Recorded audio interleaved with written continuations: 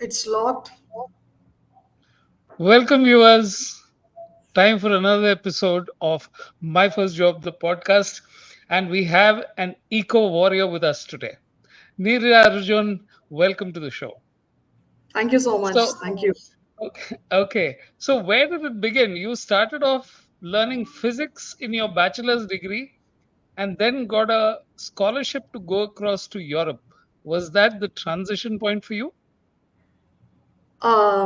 So in between physics and my masters, I did two things quite different. I wanted to be a pilot, so I took up a course for 1 year, and Okay. SpiceJet recruited me as a cadet pilot. And Okay. after 1 year of training, I finally felt piloting is not my calling. So I was more driven towards research, but I would also say medically I was warned because I was already having a vision issue, and Okay. so I was not very happy. 5 years, 10 years after being a pilot, if I'm laid off, that's not a great thing. So I Okay. thought, research is better for me. So I kept on scouting for something to do with applied physics. So, and finally, I ended up in Erasmus Mundus. Yeah, that's how it happened. Okay. I don't think it's very easy to get into that course, right? It's very much in demand because you told me that it has to be done across 4 countries in Europe. Yes, yes, that's how the course is structured. Okay. Fortunately, I had a friend of mine who recommended me for the course. Like he told me there is something called Erasmus Mundus scholarships, and they have more than 30 different courses in different fields, starting from architecture to urban planning to geology, anything, computer science, marketing. So then I was little reluctant because I was just an aspiring pilot and I couldn't pursue. So I was not very sure of what I'm going to do, but I was sure of one thing, that research is my calling, and I had to do something for the environment or something related to applied physics. So then I scouted, and I was already by then doing a lot of work in astro clubs. Like I was a very ardent member of TAN Astro, and astronomy was also one of my passion. So I wanted to do something in astronomy, astrophysics. So I wanted to see if there's something allied. So there were a couple of courses in Italy and Germany, those lines in astrophysics. And then I Okay. found this geographical information systems, which was quite new that time. Like 15 years ago, GIS was a very, very new concept. I think only Anna University was offering that course that time. And so this was very new, and it said Geographical Information System for Environmental Modeling and Management. That course title itself was too huge, but I was Yeah, happy it's that a mouthful. yes. Yeah. So Okay. I did all the coursework, and finally, I think God's grace, I got the scholarship, and there I was. Okay. So, what did you learn initially? What were the kind of things you went through in the initial stages of the course? Right. So initial stage was a lot of fun and excitement for because we were around 33 different students, 33 students from 22 different countries. So you Whoa. can think Okay. about the diversity of people. We ended up there, and we were three girls from India, and there was one Pakistani boy. So we were all like chatting within us, like that guy, we must not talk to him and all that. So that is a kind of you know ice breaking we had to do within us and learn each other's culture, because the first 4 months I remember we were in UK, and you can imagine the kind of student, even the apartments that are there in UK, they're quite small. It's all condominiums, and so we used to go out often, and we used to hang out with each other, learn, do a lot of group study, go to the library together and all that. So there was that time we had a lot of time to interact with each other, understand each other's culture and how they study and what we can learn from each other. So I think the first initial days was more of ice breaking within our classmates, and of course UK was quite challenging for us in terms of the syllabus also, because we studied in one of the best remote sensing universities, University of Southampton. They had the best department in remote sensing and oceanography. So we were given the best exposure, best possible tutors. So we already were thrown into right into the middle of the subject, and they were also quite particular about English. The grammatically we had to be right, and Yeah. our essays had to be correct. So we were checked at every level.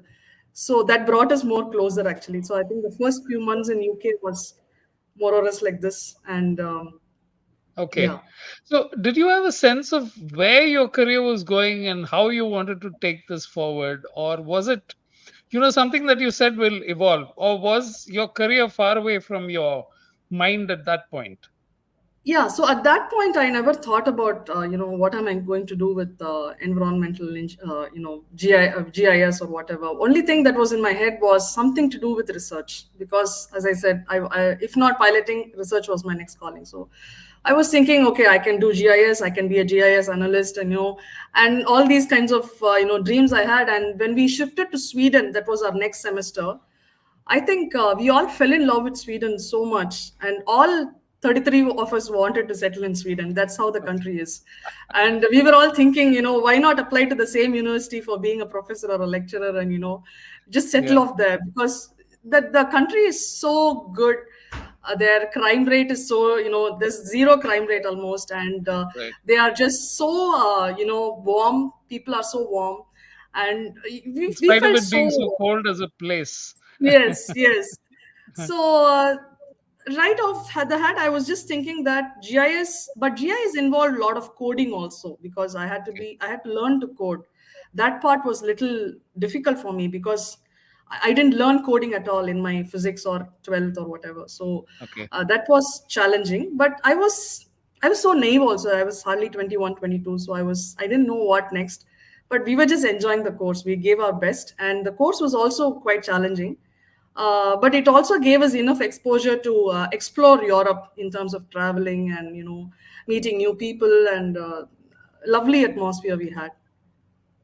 So that's something you would recommend if somebody can look at Oh, one of the yes, ways of getting definitely. into the Definitely. I environment is think, to ensure yeah. that you Even see the now, I best tell, environment. Huh. yes, even now I tell, if I, meet anybody who has just finished their undergrad, or, did some little bit of, work experience, they want to apply somewhere abroad, I would hands down tell about this course, Erasmus Mundus, because the kind of exposure it gave me in those 24 months, I think I learned a lot of lessons, right from personally how to manage funds, and how I have to be in a new country as a student, putting up with deadlines, managing with people who are from different cultures. It teaches you a lot, other Yeah, than the syllabus itself. So yeah. yes. And it gives you very different points of view. Whereas you're used to dealing with people, like you said, from the same culture. But when you Yes. have people from completely different backgrounds who have grown up differently, then Yes. you learn to appreciate that, any problem where it's never one solution, one problem has only one solution. There are always multiple ways of approaching anything. Okay. Definitely. Yes. So you finished this. What happened next? You So came back to India? yes, I came back, and just right in the fag end of my course, I got married. So I Okay. got married, and again I went back and finished my thesis. And But in the middle of the course, you managed your wedding as well. yes, yeah. Don't ask me how, but it happened. And Okay. so after I came back again after my graduation from, Erasmus Mundus, I came back and I was looking for jobs in GIS, and I was very shocked to know that there was not much of GIS, happening in Chennai, and other places. There was, I think, only Gurgaon and Bangalore had GIS companies at that time. I'm talking about Okay. 2010. So I was a little heartbroken. I was thinking, okay, I have come back with this course, but what am I going to do? So Okay. what happened next was I approached IIT Madras. I just tried to see if they have, GIS in their, thing. So I went to Dr. Ashok Junjunwala, and I heard he was running a, incubator at that time. It was Right. called Rural Technology Business Incubator. So I just asked him if he has any job for me. So he said, right now we don't have anything to offer in GIS or, allied, but would you mind working for financial inclusion? So at that time I didn't want to be at home, without any job. So I said, okay, I'll do anything you give me. So I applied, and I got a job in financial inclusion, which is more or less today's Google Pay, what we are trying in Google Pay, in Phone Pay. And Okay. so we tried to connect phone numbers with the banks and, telecommunicators, and all these are the stakeholders. And we did this for rural people, like how they can do it easily. Okay. So it gave me a rural exposure. I had to travel to interiors of Andhra and Tamil Nadu and try to, see, do more of survey work and, connect banks with telecom and research people and all that. So I think I worked in that field for about 1 year, and my husband got himself transferred to Trichy. He was Yeah. heading a microfinance institution. Okay. So his branch, I mean, his office got transferred to Trichy. So we all moved to Trichy. And again, so without work, and I was thinking, I should do something. I should study again. So Okay. casually, I went to my grandpa's house, and he's a great Sanskrit scholar. So Okay. my aunt told me that all these books are lying around, nobody's there to study. So I said, why don't I pick up Sanskrit from the scratch? So I enrolled Okay. myself in Tirupati University, then in Sringeri. I completed the double MA, finally in Shastra, Tanjore. So all of this within 6 years. So, Okay. Okay. uh, So you kind of invented your job, your first job, because you walked to Dr. Junjunwala and told him what is it that you want to do, and then he put this, finance. But one of the things that I see is that you're rolling with the. Once you get into the situation, it's not as if you're saying, "Okay, let me wait till something happens." You tried to make something happen each time. So what yes, happened in yes. Trichy? What is it like living in Trichy and Yeah, actually, after returning from Europe, I wanted, a party, every weekend. That's how I was when I came back. I was like, why are people so laid back here? Why there's no life in Chennai? So I was like, when I went to Trichy, I thought God had really, put me to test, because that's such a laid back town, no life yeah, at all. And all you yeah. could see was, few paddy fields here and there, and, People go to cheap, sleep at 7 yeah. and 8 in the evening. So, yeah. Exactly. So there was like I was a little bored when I went there first. So that's how Sanskrit also happened. So with the excuse of Sanskrit, I could come to Chennai at least and meet my tutors and things like that. But after a point, I think after 2015, I started falling in love with Trichy. I was exploring. I went to the countryside. We used to drive a lot. So me and my husband, he used to take me around. So I used to just see, just get into some field and just starting to casually chat. One thing I understood with when you just step out of your house, people are very warm. Like they just literally, there's no ice breaking at all. They interact with you as if they know you for a really long time, and they just call you inside, and then they this this. Do you want to eat something? And then they show you around. I never go and ask them, do you have the time? I've just barged into your field. Nothing of that sort. So I thought how much they are so warm, and there was like lots of stories they told, and they used to share how what I found was even the biggest of challenges, they took it so lightly, and then they used to share their solution or whatever they So, found do you out. remember a story that one of them narrated? Anything that they told you? um Yeah, so my own driver, he was Buddyvale, he was a farmer. So actually, nothing particular, but he just takes me to his field. And then there Right, is Kollidam, there is the tributary of Kaveri that is right. dividing Srirangam, right, from the mainland Trichy. So we used to Okay, live right in the middle of that island. So Srirangam itself is an island, and okay, Kollidam is that side, and Kaveri is this side. So from okay, our balcony, the apartment where we live, we used to see Kaveri right from our balcony. That's okay. how luxurious it was. And then he used to take us, and we used to have a stroll near Kollidam. And then his family used to come. We all used to jump into Kollidam, just have a nice bath there. And then he used to take me to his field. So he'll tell me how எள்ளு இந்த வாட்டி எள்ளு போட்டிருக்கேன், I have put mustard this time, or sesame this time I've put so he'll take me to the groundnuts. If you have put groundnuts, he'll just take me inside, and then I'll Okay. ask him, what have you how was the yield this time, did you make any changes with the fertilizers? And so almost always I used to ask them why it was difficult for them to change to conventional, the ancient time farming, like how only these days it's called organic farming, otherwise it's just Yes. called Right. normal farming. It was farming. Yeah. Yeah. So, I used to ask him what were the challenges, and he used to tell me, how. they got so used to using those kind of chemical laden fertilizers that it's like just putting an injection every time. You put an injection and start to work, and then your body Yeah. is trying to recoup to the normal level, and then you again put an injection and start to work. So just like that, we Okay. are injecting so many things into the soil, and we are trying to extract as much as possible. But sometimes, uh, as Ismail sir, he's a soil biologist. He's also called the earth worm man of India. He Okay. says that soil is a life. Soil has life. It's a living Right. organism, right? So Absolutely. you cannot extract something out of an organism or a species more than a certain level, Endlessly. then it snaps That's off. true. Yes. So it can breathe, it can circulate, it can reproduce, it can decompose. So I feel the respect for soil, I think that was a tipping point for me to venture more into how as a individual I can contribute to soil fertility. What can I do? So I think Okay. that was my call. Yeah, that was a starting point. You also mentioned just before we began that Namalvar was a big influence. So, can you Yes. tell us more about what happened there? Yes. So I had a lot of time after. Okay. In the meanwhile, I had a daughter. She was born in 2015, and Okay.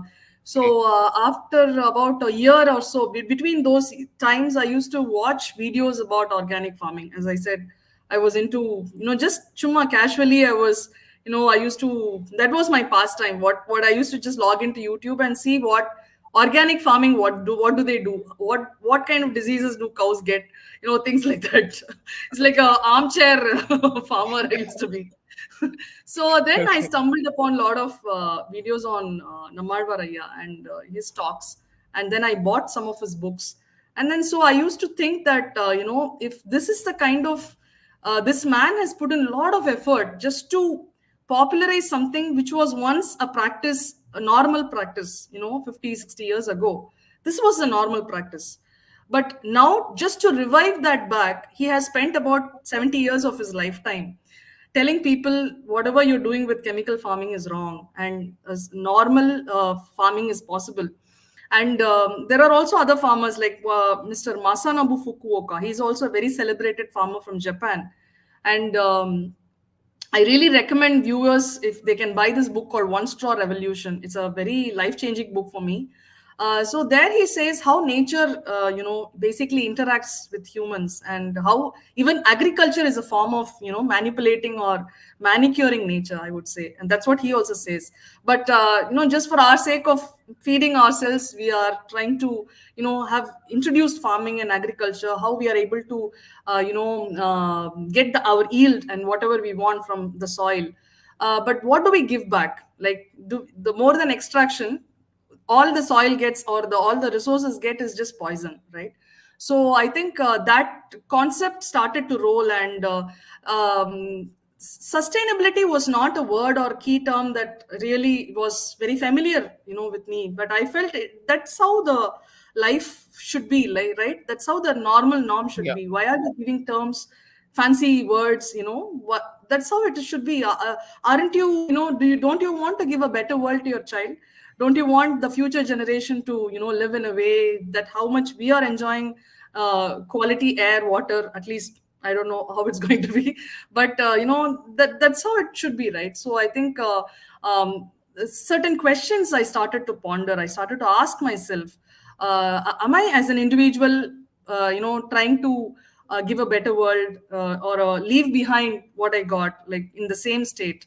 So I think those questions started to, I started asking myself, and I think those questions lead to where I am right now. And I still have many questions. I'm still in the journey of pondering and exploring.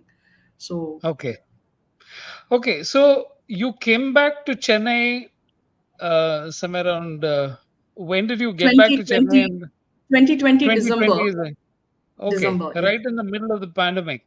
Yes, yes. Okay.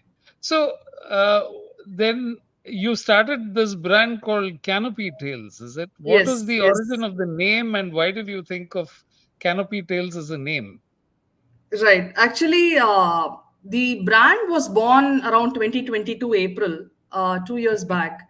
But my exploration, I mean, this whole the questions that I said, in my previous segment, I want to dwell deeper into it because, as I said, when I was in 2016 or 17, my daughter was around 1.5, 2 years old, and as a mother, I would always question the kind of products that I buy for her. Whenever I go to a shop or a baby shop, I used to think, what goes into it, what goes into this cream, why should I buy this product? Then they used to, even in internet, we find a lot of articles, influencers telling you buy should buy this, you should buy that. So I was more Okay. on the questioning mode, and then I thought that, why put something into the baby's skin that we feel might have certain chemicals, or that because the skin breathes also, just like the soil, the skin breathes. So I thought, why not, there should be something that the ancient people might have used that cleans well, which I can use as a baby laundry, which is good, sanitizes the floor, and things like that. So everything for me will go back to the organic farming, mind. So I'll do, what did those people do at that time? So I used to think they all used cow dung to clean their floors and all that. What did cow dung have? So these kind of silly questions I started asking, and finally I stumbled upon bioenzymes. I think that was definitely a changing point in my life. And I used to again learned it from Mr. Shrikant. He's also there in YouTube. You can watch a lot of his videos where he helps you to batch your own bioenzymes. So he says that this is an innovation which was more or less discovered by Dr. Roshakon. She's a Thailand scientist, and Okay. she's a botanist, farmer, scientist. So she has done about 30 years of research in enzyme technology, and it's more or less the same concept as our panchagavyam. It's a fermented, biological solution, and it has a lot of microbes, and good microbes, and a lot of enzymes that basically helps you clean anything, any surface. And but the main I think the characteristic point with the bioenzyme is it is also a soil enhancer. It's a soil fertility enhancer. So just like panchagavya, it can be used as a fertilizing product, and it has been tested on about more than 1,000 farmers in Thailand, Malaysia, and she's been awarded for that. So I think there it started. So even if accidentally these products, after I clean, the gray water reaches Kaveri, or my groundwater or the soil, it is not going to impact. So I think that's when I started, batching my own bioenzymes at home. I remember that was in April, like this, 2016 or 17. We had a lot of mangoes. You can imagine, if I was in Trichy, how much of mangoes we got to eat. And so Yeah. I batched my first bioenzyme with mango peels. It can be done with any kitchen peels. Okay. So I batched my first bioenzyme, and 3 months later, after the fermentation is done, I started using So them. what, let me just, can you explain a little more about what is the concept? How do you, uh, how do you work? What are bioenzymes and how do Yes. they work? Sure. So uh, just think of something. It's like a solution at the end. At the end, you get a solution. It's a Right. solution, meaning solution for everything. In that Right. sense. So you just need to have three ingredients for making bioenzymes. You can have any kitchen, organic peel, like a fruit peel, vegetable peels, flowers, leaves, anything except those give fragrance or color, like beetroot, pomegranate, garlic, or banana, the trunk of the banana, or the banana vegetable itself. Those are not allowed. But otherwise, you can have any vegetable kitchen peel, and then you need jaggery and you need water. That's it. Okay. So they all go into a jar, preferably a plastic jar. There is a reason for it, in a proper proportion, like 1 is to 3 is to 5, 10 is to 15. This is the proportion. And then you have to tightly, close the jar. And for the next 1 month, you have to open the jar and close the jar to release the gases that gets formed due to the fermentation process. And then after 2 months, you keep it airtight. The bioenzyme is done. Like, you basically have to filter it, and then what you get at the end of it is bioenzyme.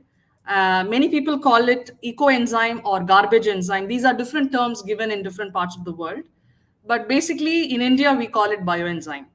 And this can be used for your cleaning your horticulture, nursery, fertilizer for plants, as a insect repellent, even for your skin. Like basically, I pour 5 ml of this bioenzyme daily in my bucket of water before I take bath. So that's like it helps me in keeping my skin nice. It avoids acne and any skin irritation. So I think there are more than 200 uses that we can say for bioenzymes. And Okay. the sheer excitement comes because you can explore with almost anything you find organic. Like I told this to my mom, and she had made bioenzyme with marigold flowers, parijatam flowers, whatever flowers she can get, she can lay his hands on. She has made Okay. bioenzymes with that. So that's the kind of excitement it gives. So yes. Okay. Okay. So you moved from being merely experimenting with or trying to find some ecological solutions to saying that. Yes. So when did that transition happen? When did you think that, hey, I can build a business out of this, or I think I can help more people out of this? What was the transition point? Yes, so that's a very interesting part. And as I said, the I'm only a researcher in my head, and I can Yes. experiment. I can spend hours Yeah. together in my kitchen doing all these Yes. experiments, Uh, and this more or less this came as a a forced thing from my husband, because he's heading a microfinance institution. He's a typical finance person, you can imagine. And he said, see, you have a solution, that's fine, we've been using this yeah. for 4 years. Correct. You've Right. been, reducing our, grocery list and all. You're not buying anything outside. I'm very happy. But what is the end to this? Like, how long are you going to keep on experimenting with things? A lot of housewives, I think, will empathize with that. Reduce the grocery list. That Yeah. is, should go up in banner. Yeah. Okay. Yeah. So I was Huh, like, okay, so what do you want me to do? I said, you don't need to buy floor cleaner, dishwash, nothing from outside. See how much I'm helping you. He said, no, that's not enough. What you should do is you should, make these at home and sell it. So the idea came from him, and I was terrified. That's the word I should use. I said, okay. there is no connection with me to business, because I have never Yeah. studied economics, business, math, and I hate math. So I just want to, do experiments and try and live a more sustainable life. That is my aim. Right. So he said, no, Right. no, you should only if you embark on that journey, you will understand that how much business can teach you. So Okay. that hook was teaching or learning, because I love learning. I love to learn things. So I think that Right. was a hook. When he said you can learn a lot from business, I said, okay, I will take it up, because that is then a challenge for me, whether I Right. can learn and do more. So then, but the second point he said was, only if you do a product and tell people about it, like instead of this, please use this, because this has a lot of these benefits. And if you're using this product, you might be indirectly harming the environment. So this is a kind of place where people might be busy to do their own bioenzymes, or they are interested but they don't have time or energy to do it. uh, Three is they might not even heard about it, so you can introduce this to them and see how it works for them. So I think only if a person gives them a product, they can use the product at their houses and see if they can incorporate it. So I think that was also a moving place where I could uh, just tell people that please buy this and see. I think it will add a lot of value to your be making you more sustainable. So that's when it started, and that's how Canopy Tales was born. The name? What Yes, the was? name is. Yeah. I was thinking for a lot of time, but then one thing stuck me was, I think we all like stories. If anybody, like right from a child to a senior person, you go and sit next to them and tell them a story, they'll be attentive to you. So I Right. thought the tales is very important. Like anybody like to hear stories, and it also again rebounds to the journey where I had in Trichy. Like I used to go and talk to these farmers. Almost 80-90% of them used to take me to their best tree and then make me sit under the shade, and we used to talk. So I felt like these trees are like a witness to so many generations of farmers there. It would have Right. seen their father, their grandfather, their grandmother, everyone. So I felt these trees are supposed to be like they are deities, almost they have to be worshipped. So I felt that Right. canopy under which all these tales were formed, I think that's how Canopy Tales was formed. Wonderful. I mean, it's such a marvelous name then, because I thought as much, because canopy is obviously got to do with trees. And you're also Yes, creating this protective canopy for the earth by using products that come from the earth itself. It's like yes, you're, it's almost as if you're intervening at that process and saying, whatever happens in nature anyway, let me distill a bit of that out before it goes in so that it's yes. useful to us, rather than think of all these. But as an insect repellent as well, it works. Yes, yes. Wonderfully Okay. well. In fact, one of my customer even said they used to get a lot of these red ants, in their houses. So Huh. after that, those red ants stopped coming. So, in fact, I again take the example of Nammar Varaya. He often says, "Poochi kolli is what kills insects," right? And the current farming practices, they all have Poochi kolli. What they used to Huh. have in the ancient days is Poochi verity, which is a pest repellent or a pest, it just shoos them away. Right? There's a big Yeah. difference because if you start breaking the balance or breaking the chain in ecology, it's not nice. Then that's where nature starts to, so the ecological balance is very important. So we're not here to kill any species or kill any harm anything except the pathogens. But then when you say that you're going to kill this insect, then the whole ecological balance in the farm is disturbed. So there is a big science into it. One insect, each insect that comes to the farm has got a very important role to play. And that is what you, that's what really sustainability is all about. Everyone thinks it's about uh, being non-invasive, but I think what you just said in terms of keeping that balance and being, Yes, and it's not as if you're putting a constraint on yourself. You're still doing exactly what you used to do before. Keep your house yes, clean, manage everything else, do whatever is yes, necessary, but the whatever goes out of the house is not a chemical, but something that tends to go back into the soil and regenerate it. yes, yes. So how did the initial bit happen? What was it that you looked at to grow Canopy Tales? How did you sample it? Did you give it across to friends and family? Because that's typically how this starts, right? Yes, yes. So first, I was clueless. I didn't know where to start, what to do, and all that. But again, I contacted Mr. Shrikant, from whom I learned bioenzymes on YouTube.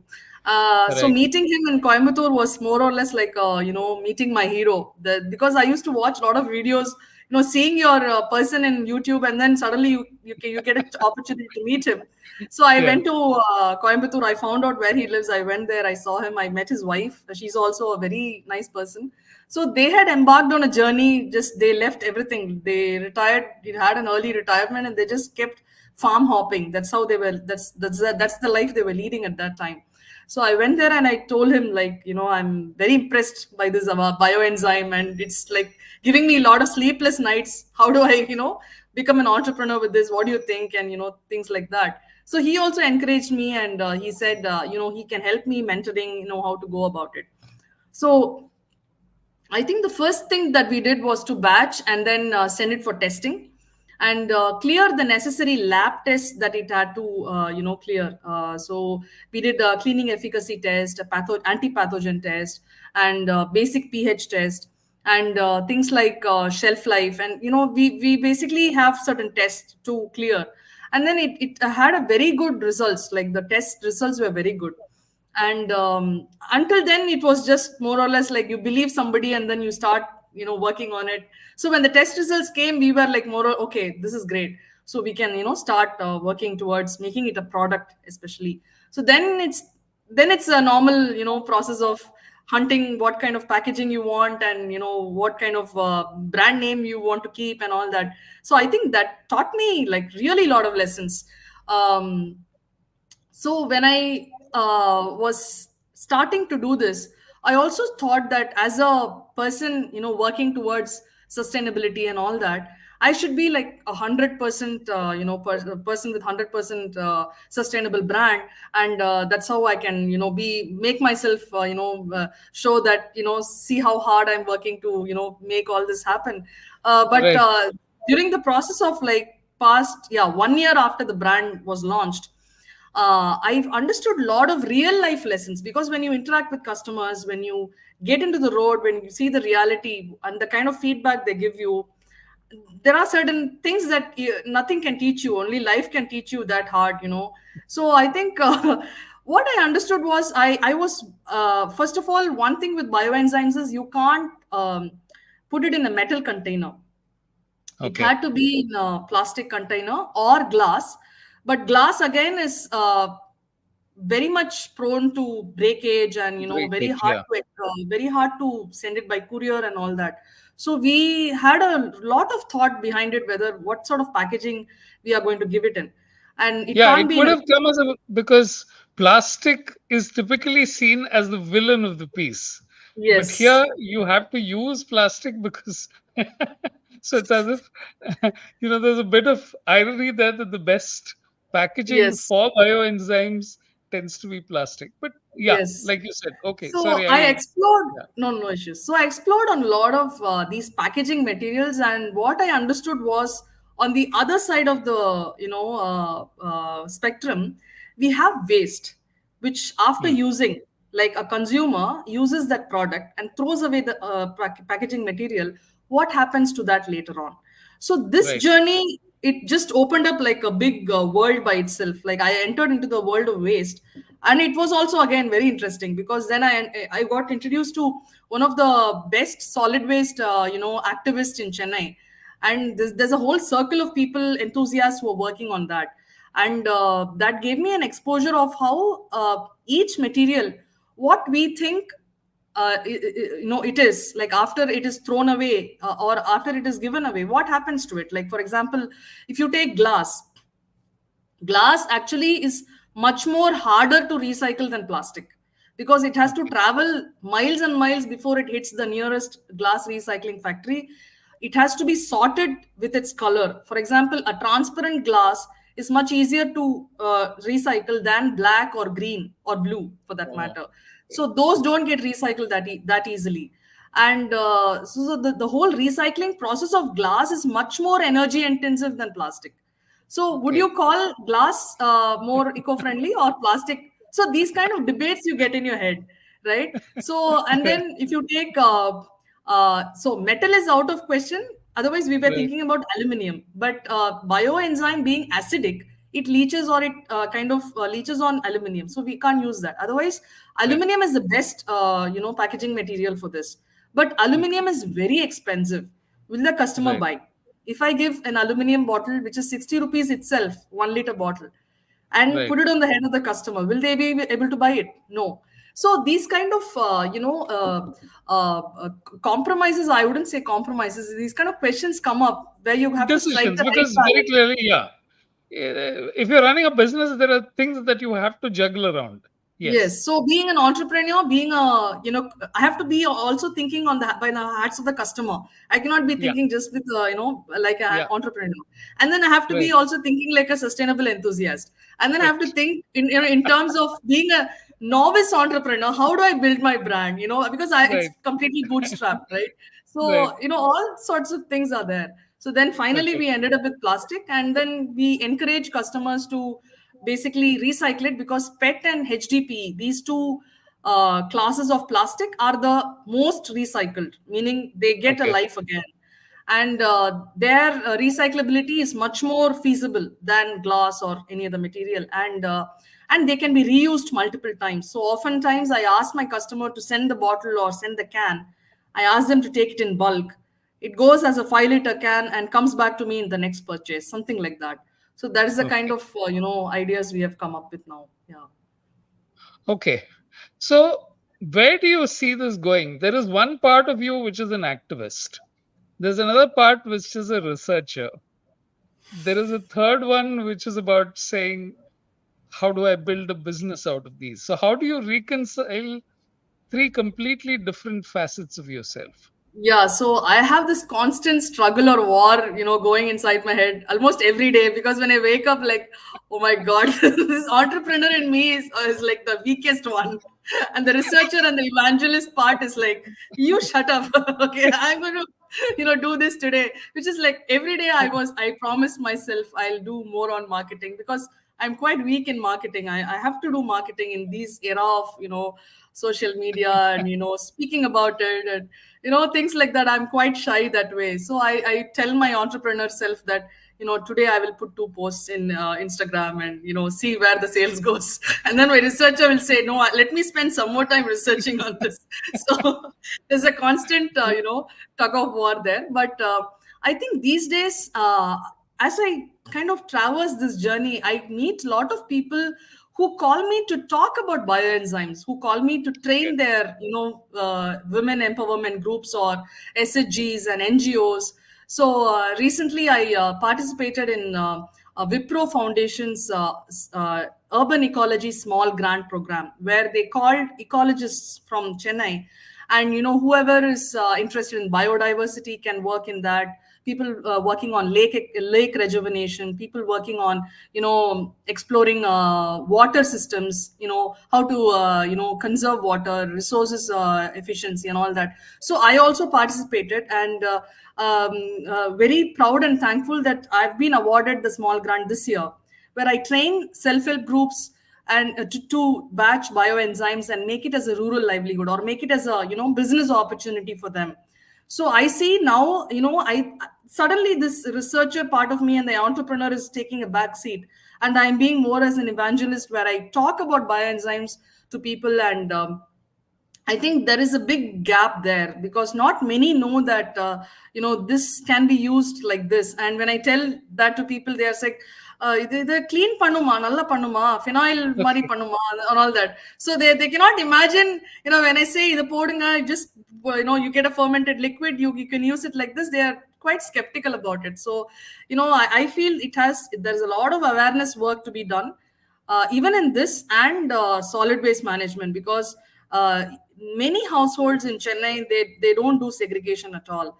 They don't understand that the wet waste has to be segregated separately than the dry waste, and each of the waste has a separate journey after that, which can be reintroduced into the system, where it can help as a resource, when it's introduced properly, treated. So even there is a lot of awareness lacking, and there's a lot of work to be done there also. So I kind of feel that there has to be a lot of awareness, and some initiatives in terms of my entrepreneurial journey also has to be done. But let's see, I'm being hopeful. Yeah, but the industry itself, the niche where I am in, is quite it's having a great what do you say, growth. The next 10 years is going to be very crucial in terms of economy and startups for Indian scenario. And I feel green startups and sustainability based startups, I think they are going to have a very big boom. That is my prediction, but let's see. Yeah. Now, see, this is the tricky question, Nirja. That in all of these things, creating bioenzymes, if you had to scale them, if you had to build them, because nature is not going to speed up a process simply because you want more of it, Perfect, yes. right? So there is always this thing where it says, yeah, but it can't be manufactured. If this gets very popular, you won't be able to get it in the quantities that is required. Building a business across this, because then if you're saying transportation, all of these things then come into the picture. Like you said, from packaging to transportation to distribution, all of these get to be issues. How do you reconcile, or is it something that you simply have to find ways? There aren't easy answers to any of these questions, right? Yes, yes, yes. So as I said, when I started off, I wanted to be that 100% sustainability person. So on the go, I understood that perfect thing is never there. You just have to make a compromise somewhere, and then start to work on one thing which you think that it is worth putting your effort in. So when I shared this again, my mentor is my husband mentors me a lot on these business questions. So I told him this. So he said that you have to just start on something where that it is going to make an impact in people's lives. But if you're going to give it in a packaging that need not be sustainable, or it's questionable, don't mind, just go ahead, because speed is more important than accuracy. So just go ahead and see if you can make an impact. And when you tell people that this works for them, they're happy with it, I'm sure they'll be able to compromise on certain comforts, or thing, because now I see sustainability is more or less seen as something that only elite people have to use, or only they can afford it. um, and it's not comfortable. Like, I'm somewhere sitting in Mylapore. If somebody from Thoraipakam wants to buy my product, I spend more money on the courier, because it's not available near their place. And do you Right. call this sustainable? Do you call this, I'll be spending more carbon footprint for her to buy my product rather than buying something near her place. So it is directly challenging, principles of sustainability right there. So, Right. but these things are have to be addressed in a very step by step manner. And the bulk production is possible. Actually, there are a couple of factories coming up in bioenzymes, and very glad to say they are taking it up as a full time, factory manufacturing process is there. They have certain legalities. The policies are in place. So just that. I was shocked to see that only the ISI, what do you call that? ISI regulations are not in place yet. Like, they don't Oh, have any ISI number to be given to standards. Okay. specifically organic cleaning products. I think that is a very Right. different niche. Even India, I spoke to the ISI people also in Chennai and Delhi. They are quite Right. confused. It's like, without this, how will you think cleaning products will work? It's like, no, it is possible. It's very much possible. So there is something called um, a green tag that manufacturing people get, right? A green Right. tag is when they get, when their manufacturing practices are applying, based on sustainability. They don't they don't consume more power of energy consumption is in apart, like some Much lower. number. Yeah. And then they don't consume more than 80,000 liters of water for their production. They have greener practices. They have good labor practices. All of this come under the green mark. And bioenzymes come under the white mark. There is something called a white mark now, Okay. where the what you get out of manufacturing and you give double, or if you give back to nature in a very positive way, it is a white mark, right? Okay. So there are these even legalities. It's only catching up little bit. People are trying to keep the legal policies in place, and it's just started off. So I think next 10 years is going to be quite crucial. That's my opinion. Yes.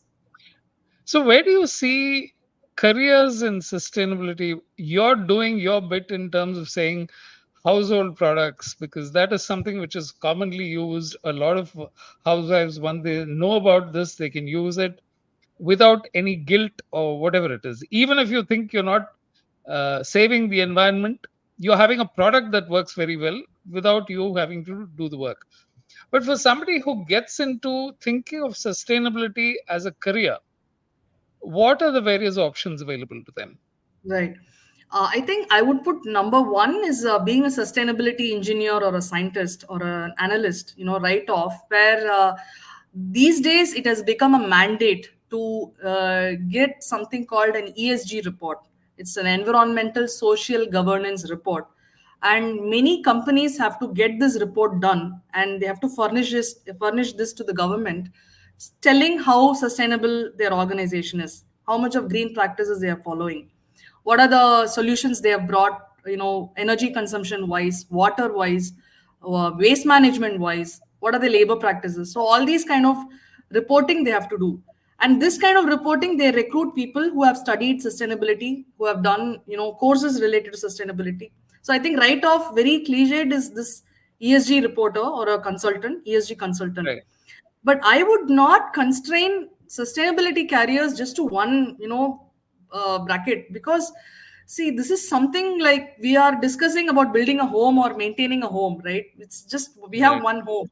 We need a engineer, we need a mason, we need an architect, we need a painter, we need an interior designer. So we need so many people to take care of this home. So Right. I would say anything to do with environmental science, people who have studied environmental science, environmental engineers, architects, urban planners, even GIS. I think GIS plays a major role in many sustainability fields. They recruit GIS people. Don't ask me why I didn't go back to GIS, but just that GIS, and then water resources, like water Sorry, what engineers. is GIS involved? Is it in terms of identifying which are the areas which need more attention, or mapping out the entire world and then figuring out which part is more, which requires to be restored? What are the things that, again, I suppose if you go into GIS, you will find a whole lot of applications Yes. which you can think of. Okay. Yes, Okay. that's again a beauty of GIS, because GIS is nothing but using geographical, data that remote sensing satellites send us, code it, to understand, to make it more readable for us, and Right. then apply it in field like agriculture, urban planning, climate, meteorology, mining, and traffic regulation. You name it, the GIS has a role to play. Yeah. So I Yeah. think I did my thesis was on lidar, which is more or less Okay. using light, Right. radiation to sense how much of agriculture has been, something to do with farming practices. So Okay. my project was on that. But even GIS, like sustainability career, it has got a variety of avenues, and now GIS has got it is quite developed now. There are a lot of jobs in GIS, and people can also pursue GIS. So, with respect to Okay. sustainability jobs, I think these, in a very conventional way, whatever I said, like architects, urban planners, environmental scientists, and ESG consultants, very conventionally they can get into sustainability jobs. But what now I see is like this, suddenly the fast, the startup world is booming a lot. I was just randomly checking how many startups are there in this green technology, and there are more than 3,000 just in last 3 years they've registered. So Wow. everybody seems to be interested in doing something in sustainability. That's very, very nice to know that. So Yeah. new brands are coming, new technology are coming, and really exciting. This field is so exciting because there is a deep passion behind this. Just not seeing the business, people who are getting into this are deeply passionate about doing something for the environment. So I see that a lot, and lot of startups in the circular economy side, and they are doing a lot of meaningful work. So that's Yeah. really exciting. So even entrepreneurship is a good option to try if you have Right. ready to bootstrap, and or you have investors to do that. So I think it's a beautiful avenue to try on sustainability. And exactly like you said, all of these are going to be, you're not going to find one company coming and dominating sustainable. That the strange thing is that this will be a cycle. So you will have Yes. one particular company which will come in and then begin to displace some of the well-known ones, provided they're successful in managing a whole lot of other environment related stuff, everything from manufacturing to distribution. It's as if the same cycle, like it plays out in nature, plays out in our real world, because you come up against real world barriers. There is no way Yes. that you can evolve, escape some of them. So what is your plan for, how do you plan to take things forward as far as you're concerned?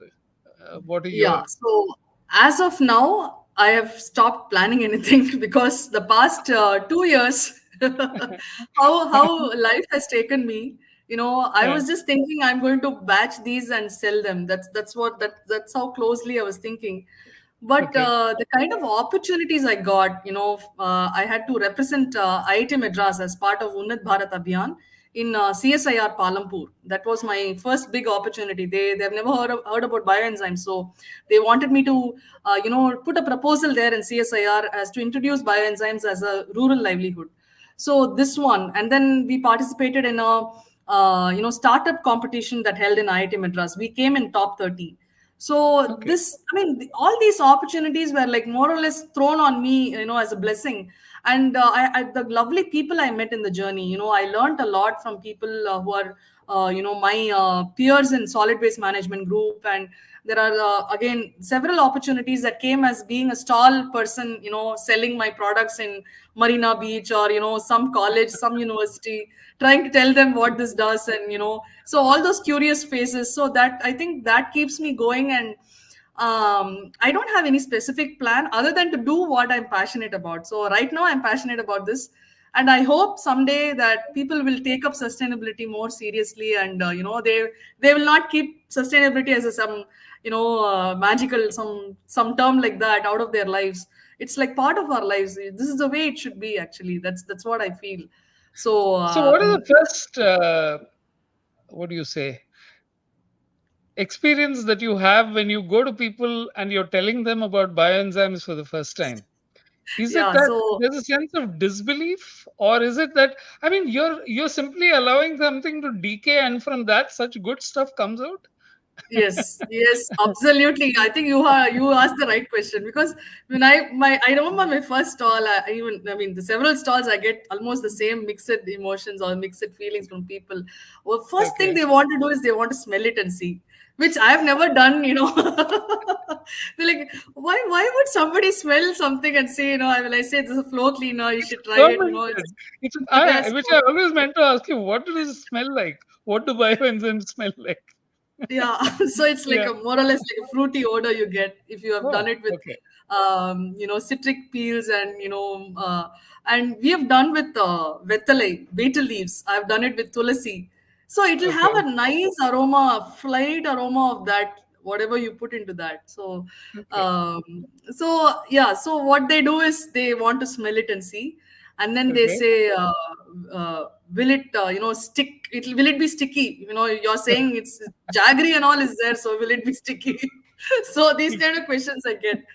And then what people ask is, they have this question about good microbes, bad microbes. When I say, Right, this is the same principle as our cow dung, our ancestors used all that. So I right. kind of tell all those stories to them. And some people are so thrilled, like they have actually just the same thrill that I had when I embarked on this, stumbled upon this.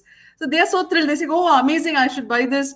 We have a toddler at home. He picks and eats off the floor. This is an amazing innovation. Please, get me." So that kind of outliers we have. There are certain people who are Right. so thrilled right at the moment and they buy. And then there are Okay. people right at the extreme extent. They just can't believe that chemical தாங்க clean பண்ணோம் இதெல்லாம் clean பண்ணாதுங்க. So and then in the middle, we have people who have questions like what kind of smell it has. Will the smell stay? Will it clean properly? Will flies come because you have added fruits? Will fruit flies come? So all those sort of questions, they have. But it's Okay. amazing. It's nice to see Yeah. and talk to them. So I take my daughter is about 8.5, so I take her also to the stalls, and sometimes she fills in the gap for me. So she starts talking and explaining things and No, and she's having a wonderful experience growing up because, like you said, it started out with your father taking you on long drives in the tier two yes. cities, followed by your husband, and then you traveled. For an eco warrior, you've really traveled the earth. Yeah, and gone and seen so many of these. So, yeah, uh, marvelous, Neeraja. Great yeah. And what you're I doing. remember one of the pitches in IIT. I had to give an elevator pitch there, and Huh, I told the reason why I did this was because I wanted an eco-friendly laundry detergent for my daughter's, small baby clothes, and okay, so she was my inspiration, and she right. took that up. I said, "Oh, because of me only, you've started entrepreneurship, so I should come to all your stalls." So she kind of understood that, okay, my mom has started this because of me, so I'm a very important person. So Yeah. No, and yeah, it can have such an abiding impression, make such an abiding impression on the child's life that you definitely, were the yes. focus of something that, because parents, kids always do look up to their parents in the initial years. Of course, later on you get into all the teenage angst and stuff like that. But whatever you do, Nirja, it's been a wonderful hour conversing with you because Thank you so I much. think, Thank you for this opportunity. and I think as far as you're concerned, you're very practical. There are Yeah. these three aspects of you, like which I think the answer which you gave about the researcher versus the entrepreneur versus uh, the Evangelist. trying to get all of these things done. Yeah. More power to you. May Canopy Tales rise and flourish and do very well. And Thank you. you reach out and help so many more people. You take your message of bioenzymes to so many places. All the very best for the future. And Thank thank you you so much. for being a guest on My First Job. Thank you so much for the opportunity, sir. Thank you so much. I hope I added some value. Not just some value. I think there are a lot of people who will understand. Otherwise, the word sustainable is, there is a, there's a dictionary explanation. But what you've done is to fill in some blanks. And obviously, when people come in, is when they'll see all of this happen. So, all the very best to you, and may you flourish in future, and may you make the world a better place, which is what all of us want. Yes. Thank you, sir. Thank you. Thank you so much. Thank you, sir. Thank you very much. Okay.